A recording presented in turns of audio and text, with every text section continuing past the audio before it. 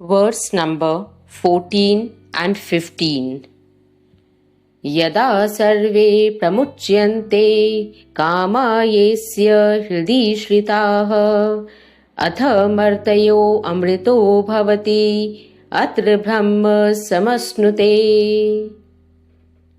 Yada sarve prabhidvante hridayasyeha granthayah atha martayo amrito bhavate itavad anushasanam. So here in verse number 14, Yada sarve pramuchyante. Yada means when. All desires. Sarve meaning all. Kama means desires. When all desires fall off. Pramuchyante means fall off.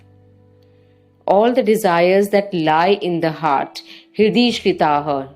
Hridhi shrita meaning lie in the heart. Then, atha means then, mortal becomes immortal. Martayo amrito bhavate. Atra Brahma samasnute, and attains the state of Brahma.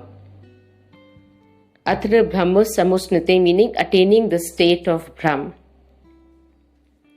So here, the literal meaning of this verse is, when all the desires that lie within the heart fall off, then the mortal becomes immortal and attains the state of Brahma.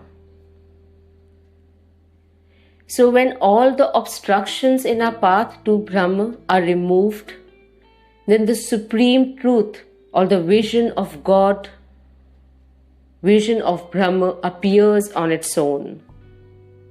What are these obstructions in our spiritual journey? Our desires, ignorance, anger, ego, greed, jealousy, doubt, all these stop us from reaching the individual self or Atma.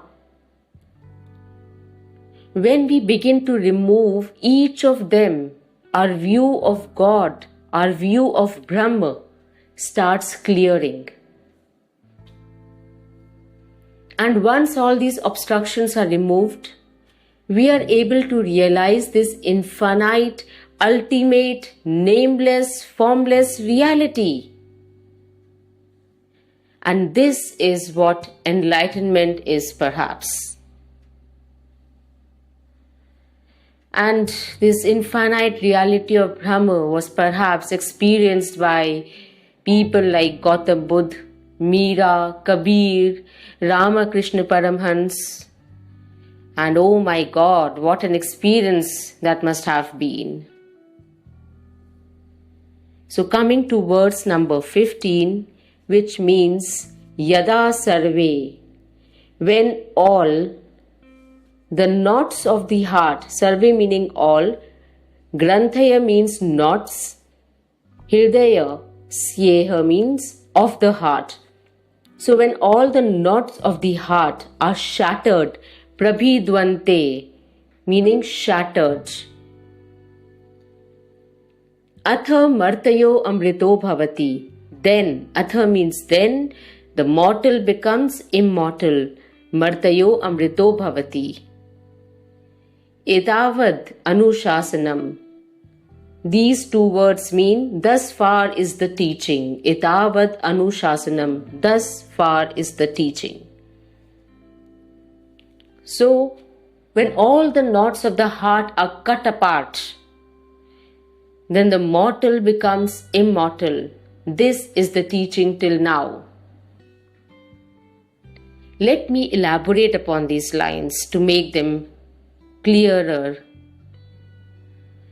What it is trying to say is that when all the biases of ours are removed, biases related to religion, bias related to this entire world, our ego that gives us the satisfaction of an identity also gets dissolved completely. when we don't identify ourselves with our country, our religion, our caste, our community, or family, our status, our money, our qualifications, and even our mind and intellect, it is then that this ego has completely dissolved. When the chains of ignorance around us are broken, the chain of attachment, the chain of desire, the chain of greed, all these chains are broken. It is then the Atma emerges from inside. When the mist of this unreal world is removed and we can see the real without any adulteration, it is then that our Atma comes forth for liberation. It is then that we merge with the Supreme Brahma. So this is the meaning of the knots of the heart.